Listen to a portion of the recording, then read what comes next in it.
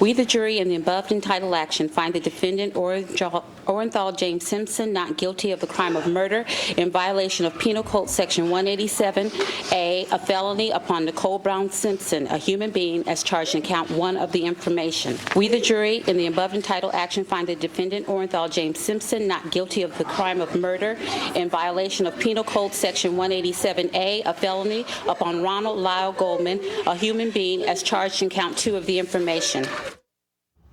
It's been 30 years since the O.J. Simpson trial captivated the country, and many of us remember where we were during the chase or during the reading of the verdict. And this Sunday night, Court TV premieres a brand new docuseries that attempts to answer the question, why did O.J. win?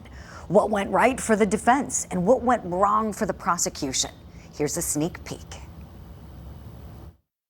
After the recital, it's well documented that Nicole's family went to eat at Mezzaluna. And that's where her mother left her glasses, and that's when Ron Goldman, a waiter at Mezzaluna, comes into the mix. He was friends with Nicole, and my brother offered to drop them off on his way out that night. So on the way to Marina Del Rey, Ron stopped by Nicole's to drop off glasses, and that's how that happened. I was working that day, and I heard about Nicole's murder, and as it was stated on the news, Nicole and a friend were murdered.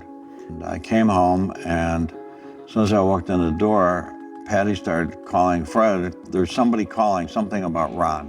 When I picked up the phone, it was somebody calling from the coroner's office, and they asked me if I had heard about what happened during the day, and I said, what does that have to do with me? And she said, your son was the other victim. That's how I was told, over the phone by a coroner. When was the last time you saw him? November of '93 at my stepsister's bat mitzvah.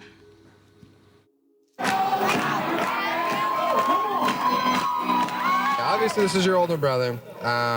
We don't get to spend very much time together, so I'm very glad that I was able to be here and spend this time with you, because God knows where I'll be in a year. Ron Goldman was the classic case of wrong place, wrong time. It was just horrible. And Kim, his sister, I don't believe has ever gotten over it. Here to talk about it, Court TV anchor and the executive producer of Trial and Error, Why Did O.J. Win, Ted Rollins. Good morning, my friend. Good morning. Good to be here. Oh, great to have you here. And wow, I can't wait to watch this. Ted, I was thinking about how there's still an appetite for this. People still want to talk about Netflix just dropped a 4-part series. Ours is a 7-part series. It's going to start Sunday and goes for 7 weeks. And really you could do 100 weeks. I mean, there was so much to this case, and we went back and looked at all of the archive video from Court TV, because this was a case that put Court TV on the map. Let's face it, it was up and running, but no one was watching, and then O.J. came, and it really changed the appetite for Americans to watch a drama of a courtroom unfold. And Court TV was there for it all. We went back and we've done interviews over the years. You did a fantastic interview with F. Lee Bailey before he passed in 2021. We used a lot of that because it's a look at the trial through the eyes of the players 25, 30 years later, and that's unique, and it's interesting because they take you back to those big moments. Right. And what was going on behind the scenes.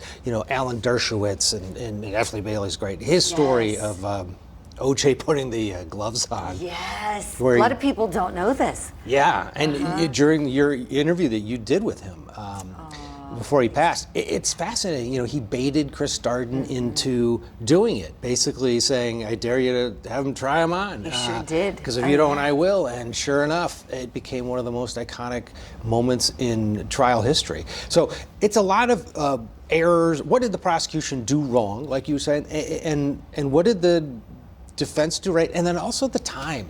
Right, a lot of climate. This was a perfect storm where O.J. Simpson was found not guilty of double murders. There's the moment, right? We're working on that episode right now because we're putting that in the 6th episode, and that'll be great. The whole thing, watching it over, I've watched it a bunch of times. The whole thing as it comes through in the courtroom is just fascinating. It is. Well, I think it's really great, the premise that you and our documentary team came up with to tackle the question that you probably get more than any other question. I know I do, is how did he win? How did he win? You know, when with people all this evidence, with all the evidence, how did he? It makes sense. It was a perfect storm.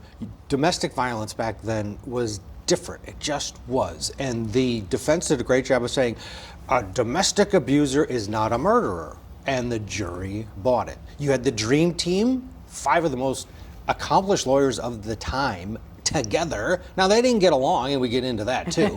Right. But they were up against some career prosecutors who were outmatched in the courtroom. And then you had the post riots of 1992 and 3. You know, Reginald Denny and the Rodney King and the L.A. riots, and the cops had just been found not guilty in the beating of Rodney King. So the mistrust of the LA Police Department at that time was so dramatic that, yeah, the idea of cops planning stuff made sense. And then you have Furman. And we interview Mark Furman, and we have a whole episode on Mark Furman.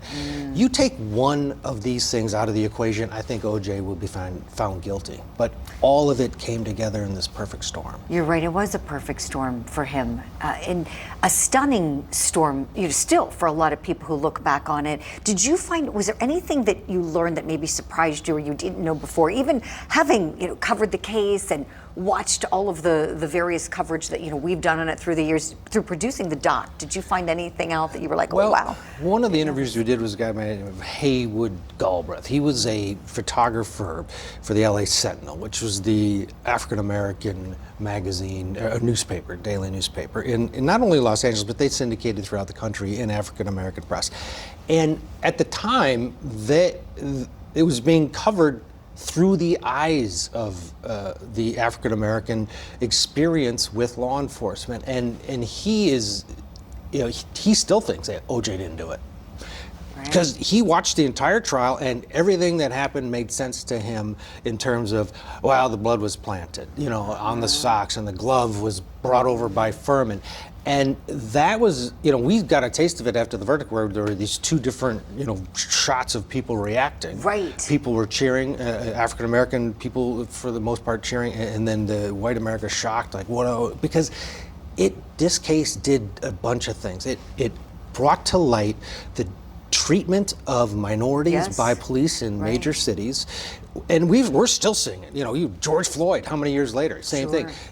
And then it also put a spotlight on domestic violence. You look at those audio of Nicole, it's just horrific. It is horrifying to hear back, right? And the way O.J. Simpson might have been treated a bit differently because he was O.J. Simpson and he was such a big celebrity at the time. Absolutely. I had a big part of it. Was his celebrity, and people went into it thinking there's no way O.J. could have done this.